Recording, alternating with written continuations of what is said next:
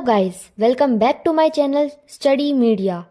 तो आज इस वीडियो में हम करने वाले हैं क्लास 12th फिजिकल केमिस्ट्री का चैप्टर सरफेस केमिस्ट्री। तो क्या नाचो मैं?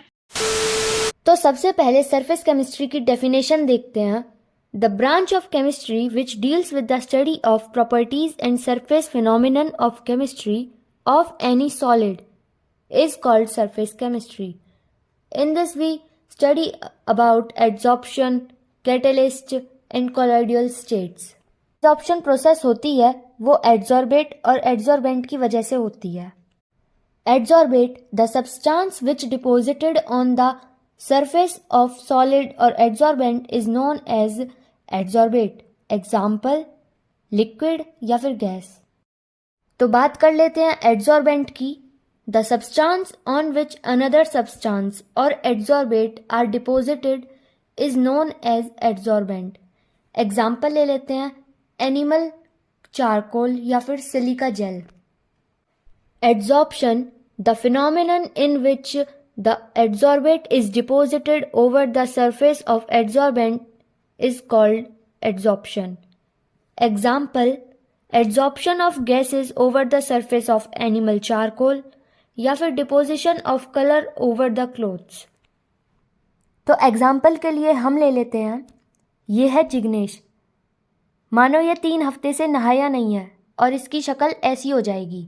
ऐसा इस वजह से हुआ क्योंकि इसकी बॉडी पे एक लेयर डेवलप हो जाएगी और उस लेयर को हम कह सकते हैं एड्सॉर्बेट। जिग्नेश की बॉडी है वो एक तरह से हमारे लिए एड्सॉर्बेंट का काम करेगी, तो इसी प्रोसेस को हम कहते हैं एड्सॉर्प्शन। अबे साले। एक होता है हमारे पास एड्सॉर्प्शन, एक होता है एब्जॉर्प्शन। तो एब्जॉर्प्शन होता है the process in which one substance is uniformly distributed through out the solid substance without formation of solution is called absorption. Example, absorption of water by dry seeds. अब आता है sorption, the process in which both adsorption as well as absorption takes place simultaneously is called sorption. Positive adsorption. In the adsorption phenomenon, the concentration of adsorbate increase over the surface of adsorbent is called positive adsorption. Negative adsorption. In the adsorption phenomenon, the concentration of adsorbate decreases over the surface of adsorbent. It is called negative adsorption. Adsorption is of 2 types. First, chemical adsorption. Second, physical adsorption.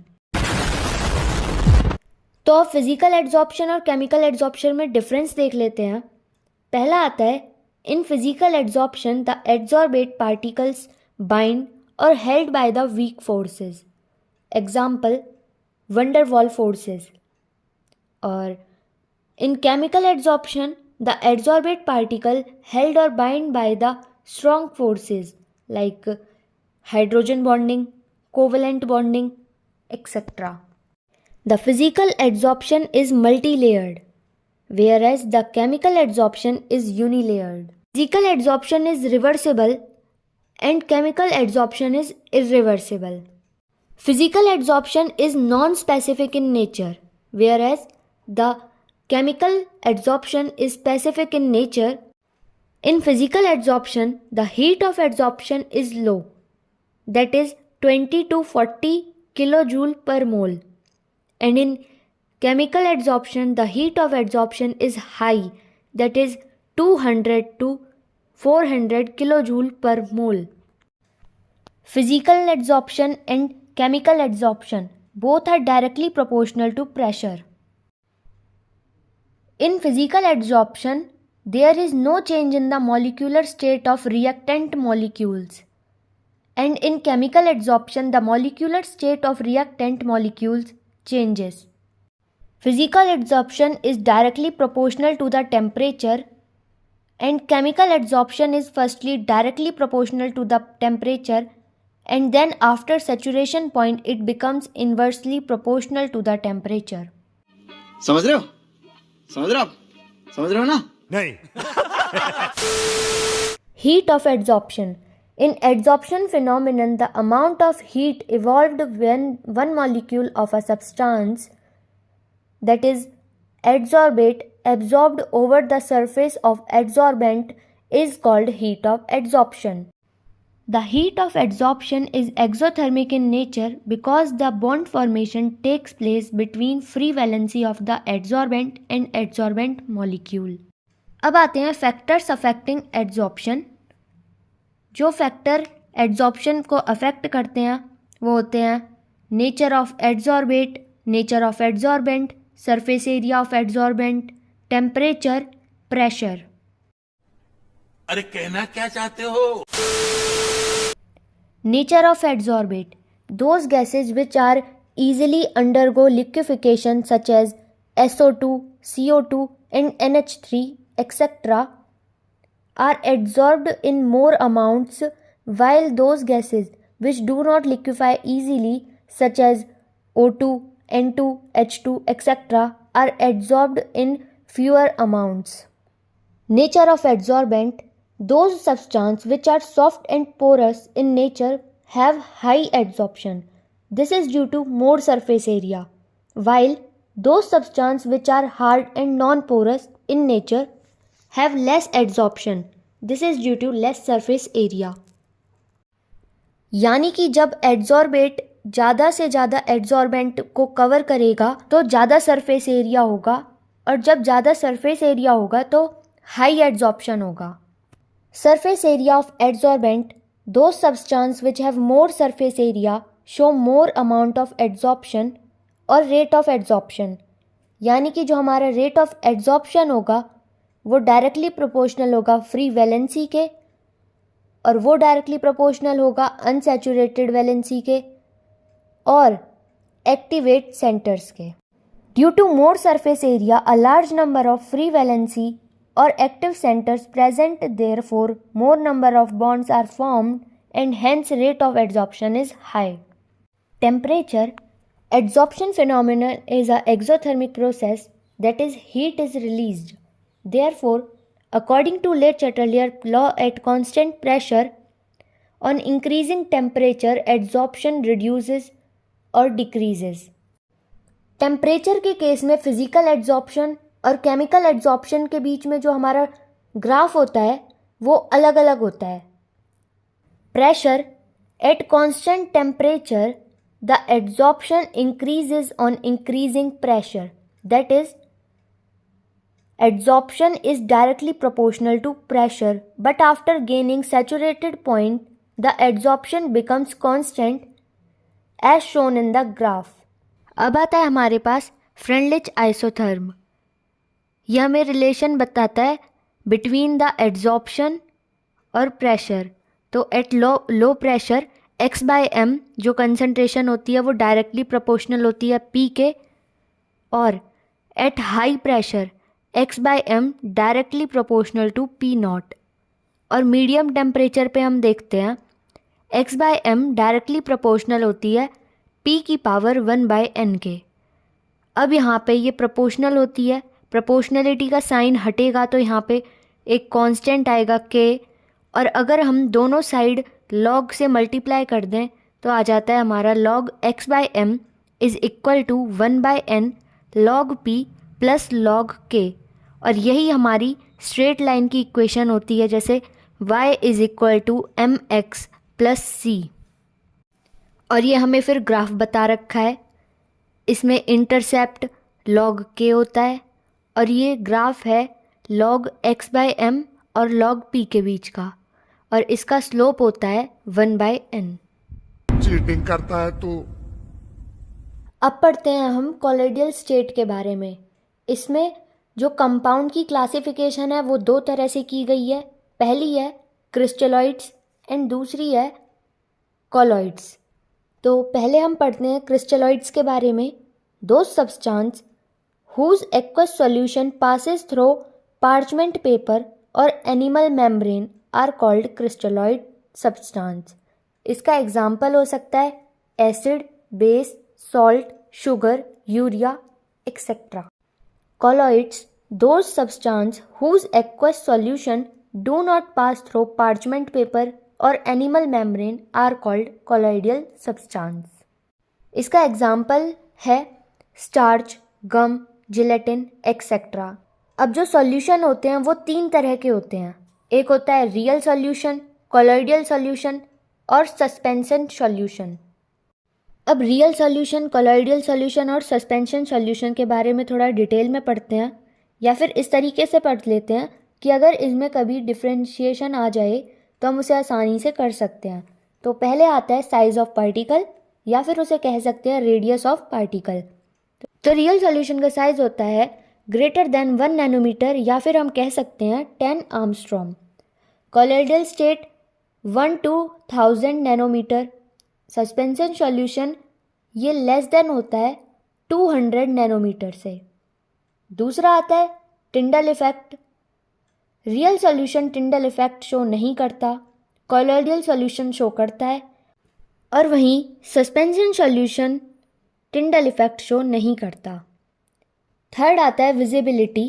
तो real solution के जो particle होते हैं वो हम ultra microscope की वजह से भी नहीं देख सकते, बट कोलॉइडल सॉल्यूशन के पार्टिकल्स को हम अल्ट्रा माइक्रोस्कोप की वजह से देख सकते हैं, और जो सस्पेंशन सॉल्यूशन होता है उसके पार्टिकल्स को हम नेक्ड आई से भी देख सकते हैं। फोर्थ आता है नेचर। रियल सॉल्यूशन होमोजीनियस होता है नेचर में, और वहीं कोलॉइडल सॉल्यूशन और सस्पेंशन सॉल्यूशन हेट्रोजीनियस होते हैं। यही नहीं, अभी और सुनिए। Classification of colloids. Colloidal solution is heterogeneous system of 2 faces. पहला होता है डिस्पर्स फेज, दूसरा होता है डिस्पर्जन फेज। जो हमारा डिस्पर्स फेज होता है ये एक सॉल्यूट की तरह काम करता है, और डिस्पर्जन मीडियम हमारे लिए एक सॉल्वेंट की तरह काम करता है। डिस्पर्स फेज सॉल्यूट की तरह काम करता है तो उसकी अमाउंट लेस होती है, और वहीं डिस्पर्जन मीडियम सॉल्वेंट की तरह काम करता है तो उसकी अमाउंट ज़्यादा होती है। Lyophilic colloids, those colloidal solution in which a great attraction is present between the dispersion phase and dispersion medium are called lyophilic colloids. Example हो सकता है इसका starch, gum, gelatin etcetera. Lyophobic colloids, those colloidal solution in which there is no attraction present between dispersion medium and disperse phase is called lyophobic colloids.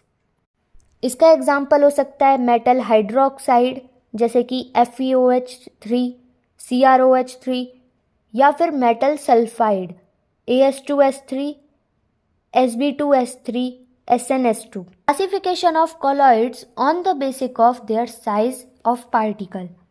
पहला होता है multi molecular colloids, दूसरा होता है मैक्रोमोलिक्यूलर colloids, तीसरा होता है associated colloids. Multimolecular colloids, those colloidal solution in which a large number of atoms or molecules combine and form the particle of colloidal size are known as multimolecular colloids. इसका example है sol of metals, sol of non metal, या फिर sulphur sol.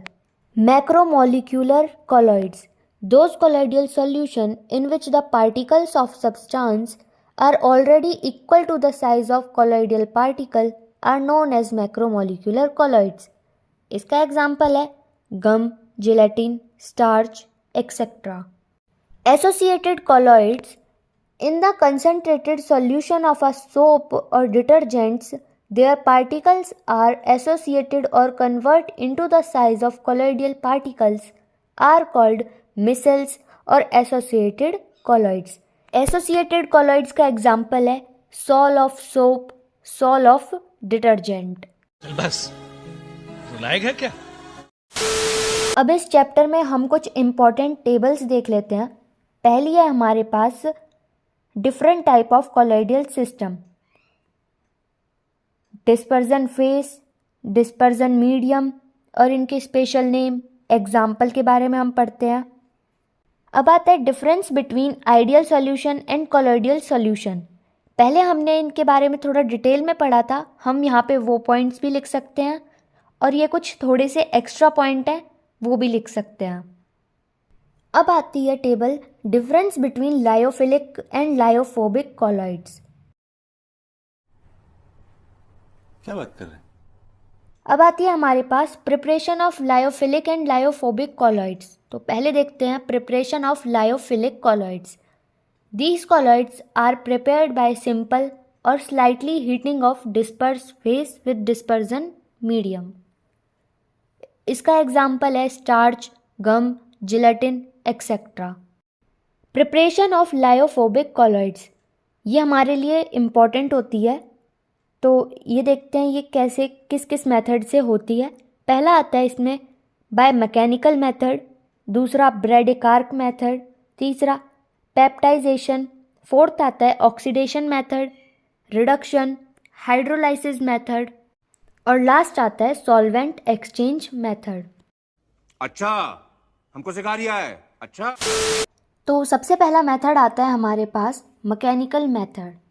In this method the suspension of the substance is used in colloidal mills.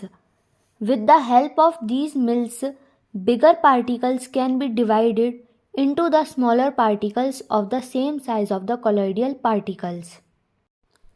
दूसरा आता है ब्रेडिकार्क method. This method is used for the preparation of metal sol. In this method, two electrodes यानी कि cathode और anode are fitted in two sides of colloidal vessel contain chilled alkali H2O and the electric current at high temperature is applied is known as Brady-Kark method, or due to high temperature metal generate the vapor which comes in contact with chilled water and convert into colloidal sol. Third आता है peptization. With the help of suitable electrolyte the precipitates of the substance convert into the colloidal solution. This phenomenon is known as peptization. It is the reverse phenomenon of coagulation. Peptization का example देख लेते हैं। If FeCl3 solution is added with freshly precipitate of FeOH whole thrice, the colloidal solution of FeOH3 is obtained. Fourth आता है oxidation method. This is used for non-metal sol. इसका example है H2S plus O gives SH2O, यानी कि H2S को जब हम oxidise कराते हैं तो हमें सॉल मिलता है यानी सल्फर और वाटर। फिफ्थ आता है reduction. This is used for metal sol, यानी कि इसका एग्जाम्पल देख लेते हैं 2AuCl plus SnCl2 gives 2Au plus SnCl4, यानी कि इससे भी हमें सॉल मिलेगा। सिक्स्थ मेथड आता है hydrolysis method. This is used for suitable salt. इसका एग्जाम्पल देख लेते हैं AlCl3 या फिर FeCl3 को जब हम वाटर के साथ रिएक्ट कराते हैं तो हमें सॉल मिलता है AlOH3 या फिर FeOH3 plus HCl। Last method आता है solvent exchange method. When a alcoholic sol of sulphur is mixed with H2O, the colloidal solution of sulfur in H2O is obtained. अब हमारे पास नेक्स्ट इम्पॉर्टेंट टॉपिक आता है purification of colloidal solution. ये भी 3 method होते हैं इसके, डायलाइसिस, इलेक्ट्रोडायलाइसिस और ultrafiltration. Dialysis a process of separating the crystalloid bye diffusion और filtration with the help of parchment paper or animal membrane from colloids is called dialysis. The suitable impurities are removed or filtrated from colloidal solution. Electrodialysis. This method is used for the removal of ionic impurities. In this method, the electrodes, यानी कि cathode और anode, are fitted in colloidal solution and electric current is passed. The ionic impurities migrate towards oppositely charged electrodes. Ultrafiltration, यहाँ पे हमारे पास एक term आती है colloidin. A solution of cellulose nitrate in alcohol is known as colloidin. In ultrafiltration method, the filter paper is dipped in colloidin, therefore the pores of filter paper get reduced. and such filter papers are called ultrafilters. With the help of ultrafilter, the soluble impurities are removed by filtration and this method is known as ultrafiltration method. अब आती है हमारे पास special properties of colloidal solution, यानी कि Brownian movement, Tyndall effect, electrophoresis, coagulation. तो Brownian movement देखते हैं पहले. ब्राउनियन मूवमेंट को डिस्कवर किया था रॉबर्ट ब्राउन ने इन 1827. इसकी डेफिनेशन है when colloidal solution is seen by ultra microscope the colloidal particles continuously move in zigzag motion. This zigzag movement of colloidal particles is known as Brownian movement. इसका reason होता है in colloidal solution this is due to the continuously bombardment of medium molecules on phase particle. Brownian movement inversely proportional होता है size of particles के और इसकी importance होती है it confirms the kinetic theory of molecules, it explains stability of colloidal solution, it is used in the determination of Avogadro number. It is also used in the determination of radius or size of particles. Next आता है Tyndall effect. ये discover किया था टिंडल ने. इसकी definition होती है when a beam of light is passing through a colloidal solution and it is seen in perpendicular direction, the colloidal particles illuminated as star or shine particles. Due to these shine particles, a beam of light is scattered from the solution. This beam of light is known as Tyndall cone and this phenomenon is known as Tyndall effect. इसका reason होता है the Tyndall effect is due to the scattering of light by the colloidal particles. The colloidal particles absorb light and scattered the light of shortest wavelength. The intensity of scattered light is maximum in perpendicular direction. The blue color has shorter wavelength, so color of sky and sea water seems as blue color. Tyndall effect की importance होती है it confirms the heterogeneous nature of sol. The function of ultra microscope depends upon Tyndall effect. Third आता है electrophoresis, a process of movement of the ionic particles of sol towards oppositively charged electrodes in the presence of electric field is known as electrophoresis. Movement of the cation is known as cataphoresis and movement of the anion is known as anaphoresis. इसका reason होता है it is due to the attraction between the ions of sol and oppositively charged electrodes. और इसकी importance होती है it confirms the ionic nature of colloidal solution.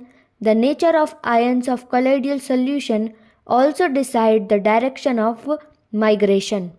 Fourth आता है हमारे पास कोगुलेशन और ये पेप्टाइजेशन का रिवर्स कह सकते हैं हम इसे. When a suitable electrolyte or its solution is added in colloidal solution, the colloidal particles are precipitated and this phenomenon is known as coagulation. इसका एग्जाम्पल हो सकता है if a solution of BaCl2 is added in colloidal sol of As2SO3, the precipitate of As2S3 is obtained.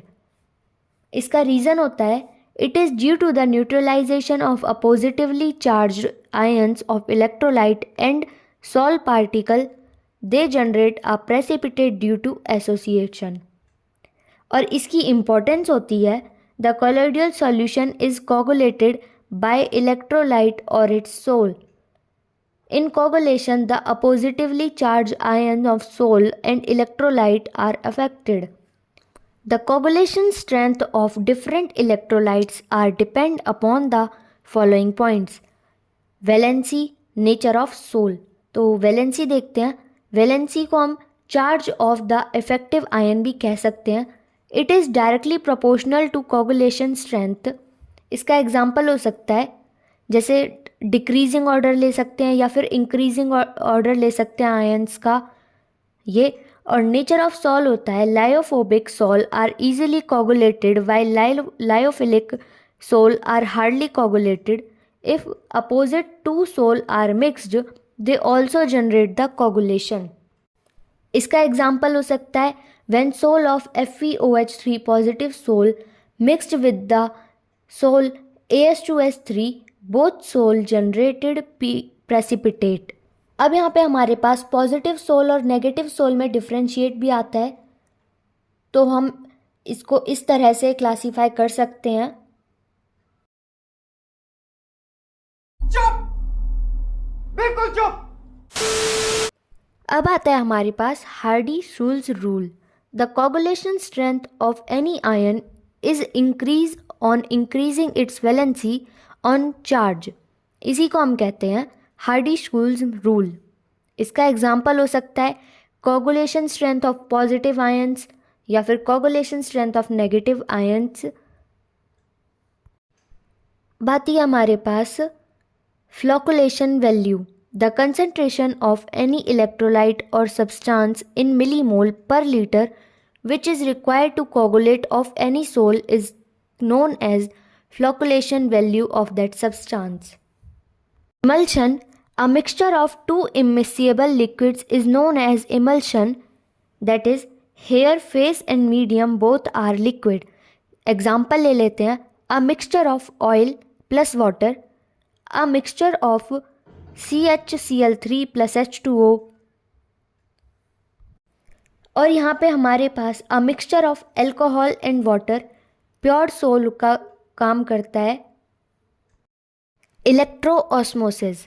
Any how the migration of phase molecule are stopped but due to the applied potential the medium molecule shows the migration and this phenomenon is known as electroosmosis. Gold number described by Zsigmondy. It is used for the explanation of protecting strength of lyophilic colloids. इसकी definition को हम ऐसे लिख सकते हैं 10 ml AU sol plus 1 ml NaCl sol gives precipitate or coagulation. The weight of substance or lyophilic colloids in mg which can stop the coagulation of 10 ml gold sol due to the addition of 1 ml of 10% NaCl solution is known as gold number of that substance. Isoelectric point of colloids. The H positive ion concentrated of any colloidal solution at which there is no ion in colloidal solution is known as isoelectric point. That is neutral point. It means there is no migration. अब आती है हमारे पास application of colloidal chemistry. Color of sky and sea water is blue. This is due to Tyndall effect or scattering of light. Stopping the blood from the cut places stopped with the help of alum. Removal impurities from water with the help of alum. Artificial rain due to silver iodide यानी कि AgI crystal is similar to ice. Smoke precipitate, that is removal smoke from air. अब अगर तुम लोग नए हो तो subscribe करो, वो जो लाल वाला बटन है उसके साथ स्कैम करो या फिर महफिल जमाओ, मुझे नहीं पता, बस क्लिक हो जाना चाहिए. अब मैं भी जा रहा हूं, मुझे पार्क में स्टंट्स मारने जाना है. बाय. रहा नहीं जाता, तड़प ही ऐसी है ना.